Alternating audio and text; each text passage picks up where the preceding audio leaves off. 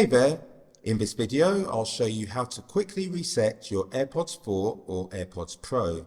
What we're going to do is flip the lid, the green light will come on, we'll double tap once, we'll double tap twice, and we'll double tap a third time.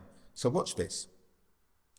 Open the lid, we have the green light, double tap, you hear that sound, double tap again, you hear a second sound, double tap the third time,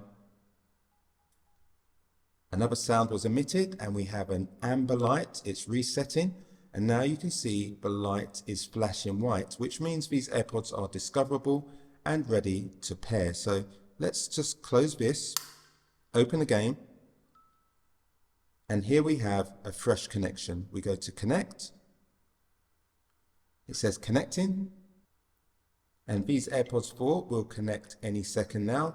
As you can see, we have options for personalized volume. I'll just cancel these for now. These AirPods have now been reset and reconnected to the iPhone. So if that has helped, please give the video a thumbs up, as it really helps me out and I really appreciate it. Thanks for watching and have a great day ahead.